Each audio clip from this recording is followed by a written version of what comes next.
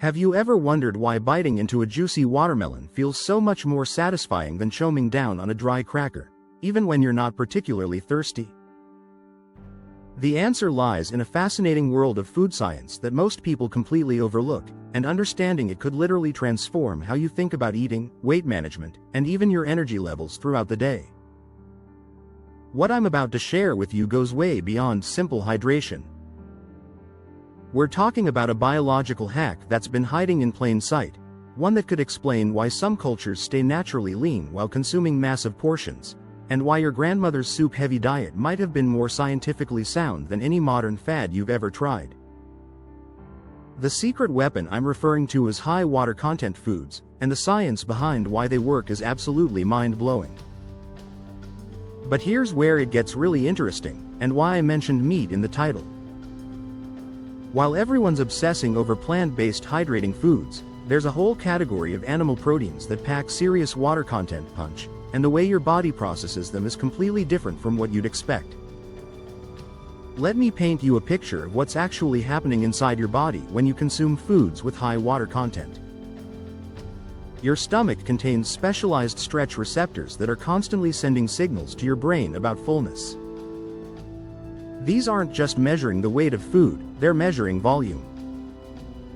When you eat a food that's 85 to 95% water, you're essentially filling your stomach with significantly fewer calories per cubic inch than you would with dense, dry foods. But here's where the science gets really fascinating. Your brain doesn't just respond to stomach stretching. It's also monitoring something called gastric emptying rate, which is how quickly food leaves your stomach and moves into your small intestine.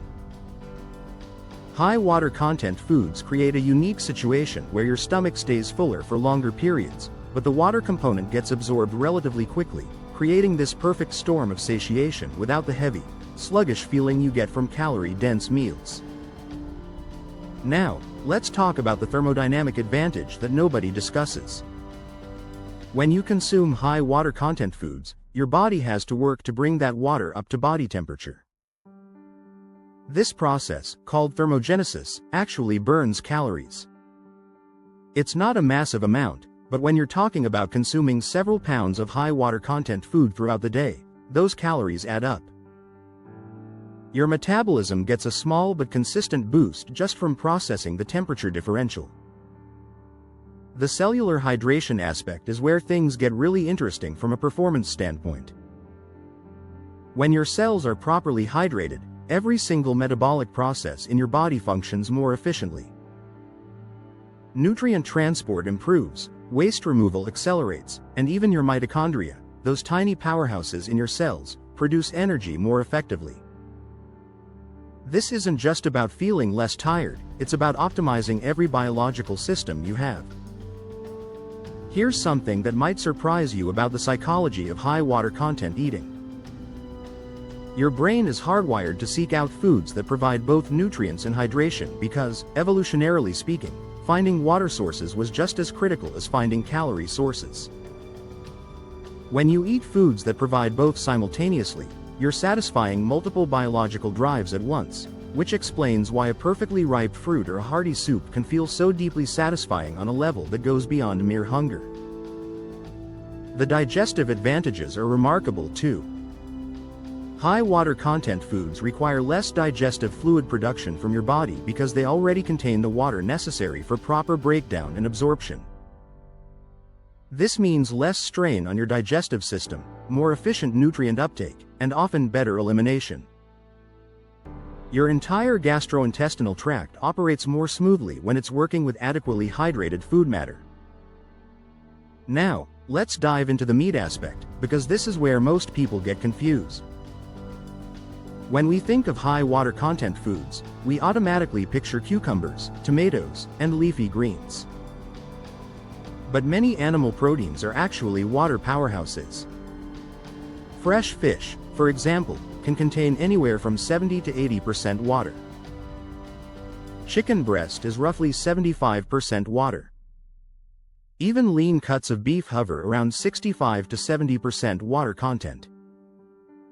What makes animal-based high water content foods particularly interesting is their protein density.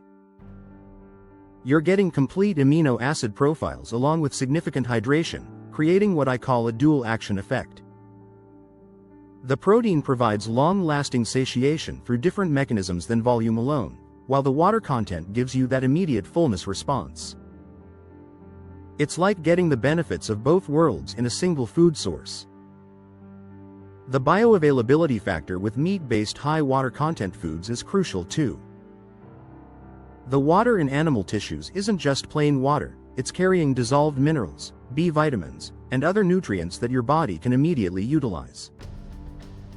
This creates a more nutrient-dense hydration experience compared to drinking plain water separately from your meals. There's also something called the matrix effect happening with high water content meats.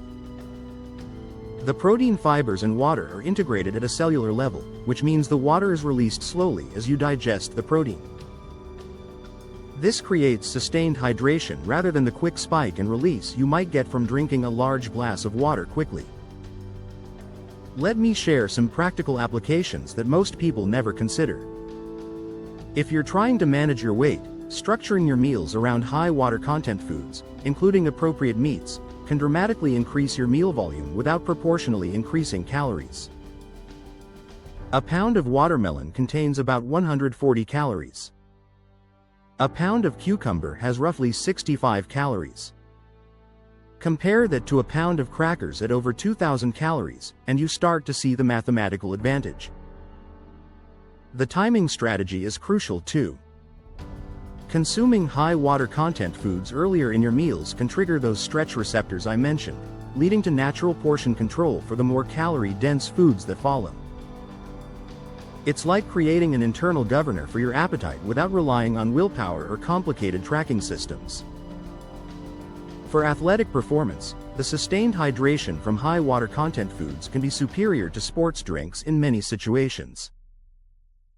You're getting fluid replacement along with nutrients, and the gradual release means more stable hydration levels during extended activities.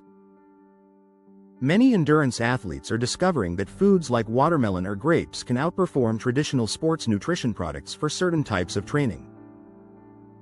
The skin and appearance benefits are real too.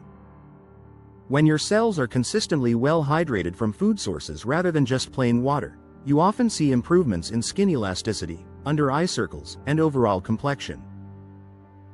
This happens because food-based hydration typically comes with supporting nutrients like vitamins C and E, minerals, and antioxidants that pure water lacks. Here's a strategy that ties everything together. Try structuring one meal per day around maximizing high water content foods, including some quality animal protein.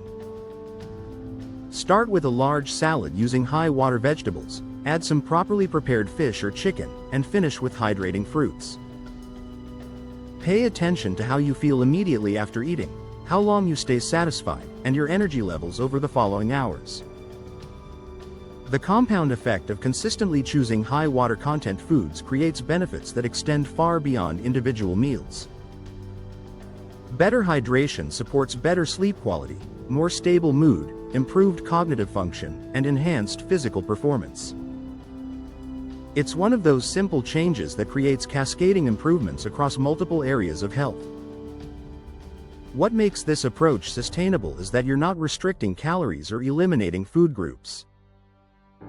You're simply prioritizing foods that give you more satisfaction, better nutrition, and superior hydration per calorie consumed. It's addition rather than subtraction, which is why people can maintain this way of eating long-term without feeling deprived. The science behind high water content foods reveals that our bodies are far more sophisticated than we give them credit for. By working with these natural mechanisms rather than against them, we can achieve better results with less effort and more enjoyment. Whether you're focused on weight management, athletic performance, or simply feeling better day to day, understanding and applying these principles can be genuinely transformative. The next time you're planning a meal, remember that water content isn't just about hydration, it's about optimizing every aspect of how your body processes and utilizes food. Choose wisely, and let science work in your favor.